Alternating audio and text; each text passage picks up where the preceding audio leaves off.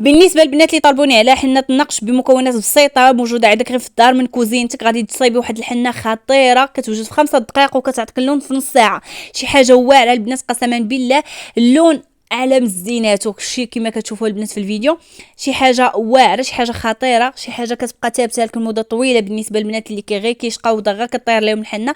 وهاد الحنه هادي راه بلا دوليو بلا حتى شي حاجه، غير بالعشوب وطبيعيه 100%. وبالنسبه لهاد الحنه هادي اللي غنوجدها معكم راه كتحيد الكزيمه من اليدين. البنات اللي كيعانيو من الكزيمه ديال اليدين غادي يشوفوا هاد الخلطه هذه انها كتزين لكم اليدين ديالكم وفي نفس الوقت كتحيد لكم الكزيمه والمشكله كان عندكم في اليدين.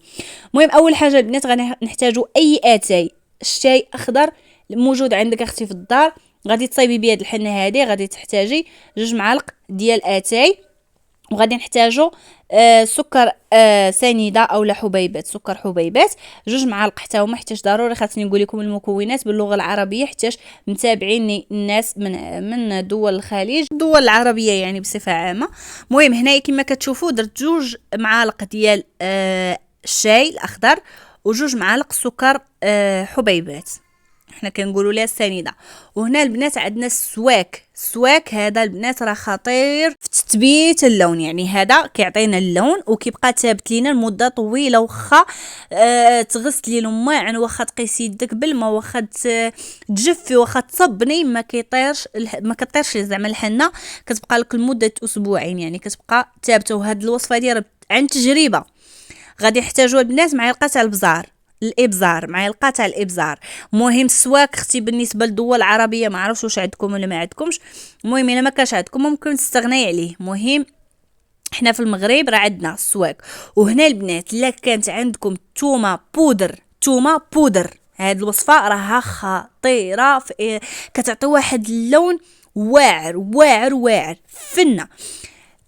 بودره ديال الثومه، الا ما عندكش غير سيري عند العطار ولا عند العشاب خدي 5 دراهم ديال بودره الثومه وغادي تبقى لك يعني طيبي بها وغادي تصيبي بها الوصفه. حتى الا ما كانش عندك غادي ديروا الثومه اللي عندك في الدار، يعني فريعات ديال الثومه غادي تحكي مجوجات، غتحكيهم مزيان وصافي وديرهم مع الوصفه هذه. ولكن الا كان من الاحسن ومن الافضل بودره ديال الثومه. المهم هذه اللي عندي انا، غتقولوا لي عندك سميد ديال الثوم، ولكن كيس مي ديال الثوم كيم بودره ديال الثوم بحال. وغادي نحطها البنات، غادي نزيد عليها كاس تاع الماء وغادي نحطها فوق البوطه حتى كتغلي ليا مزيان حتى تغلي ليا تصنتوا ليا مزيان، تغلي مزيان. حيت بعض البنات كيقولوا ليا كيدخلوا عندي الانستغرام كيقولوا لي اختي الوصفه اللي عطيتينا ديال الحنه راها ما عطاتناش اللون مزيان، يعني انكم ما خليتوهاش تبقى تطبخ، خليوها تطبخ لمده ديال 10 ديال الدقائق، فهمتوا؟ 10 ديال الدقائق خليها تطبخ. من بعد غتاخدي الحنه البنات اللي ديما كنوريها لكم، هي اللي ضروري تستعملوها. حتى من الحنه البنات راه كتعطي اللون، يعني راه ماشي غير تجيبي اي حنه وتبغي تخدمي بها، طبيعه الحال انها ما غتعطيكش اللون. غادي تاخدي الحنه ديال النقش اللي ديما كنوريها لكم البنات، وانا غنحط لكم التصويره ديالها هنا باش تشوفوها. هذه راه 5 دراهم راه عند العطاره، ولكن راه كتخلي اللون واعر، كتعطيك اللون واعر، يعني غير كتزيدي عليها غير هاد المكونات بلا دوليو بلا حتى شي حاجه كتعطيك اللون واعر. صافي البنات غنبقى هذاك الخليط غنبقى نكب بشويه حتى كنحصل على الخليط ما يكونش جاري البنات، ما يكونش جاري، خاصو يكون ثقيل. هاد الحنه هادي راه ماشي هي التبريمه، هادي الحنه ديال النقش اولا كما كنقولوا حنايا تربقي بها، يعني تشديها وتطليها على يدك مزيان وعلى رجلك مزيان صافي. هذا هو الترباق. اما اللي بغات نقشها راه غادي تشدها ديرها في لي باموس، راه معروفه البنات ديروها في لي باموس حتى كتصفيوها مزيان، يعني تعصروها في لي باموس وعاد ديك الساعه تنقشوا بها ديروها في السرانقه ولا في البرا وكتبداي ديري الوريدات وداك الشيء. ولا بغيتي اختي تحطيها غير بحال هكا ديري النقيطات على يدك، ها هي تعطيك لون واعر وخطير.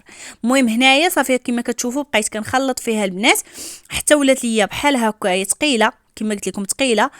وصافي هذه هي الحنه اللي غتعطيك اللون كما شفتوا وجدت في 10 ديال الدقائق، وكديريها على اليدين ديالك كتبقى غير نص ساعه كتعطيك اللون واعر. عرفتوا البنات راه دغيا كتنشف لكم، يعني بالنسبه للبنات اللي عندها الحساسيه واصلا اختي بعدي من الدوليو، واخا ما يكونش فيك الحساسيه بعدي من الدوليو، راه شي حاجه خطيره، شي حاجه اللي كتخرج على اليدين. البنات اللي كتجيهم الكزيمه وكتقول لك اختي انا ما عرفتش الكزيمه منين جاتني، راه كتجيك من مواد كيماويه بحال هذا الشكل ديال الدوليو.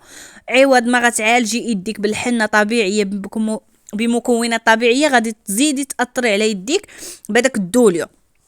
صافي البنات، هذا ما كانت، نتمنى تعجبكم ونشوفكم فيديو الجاي ان شاء الله.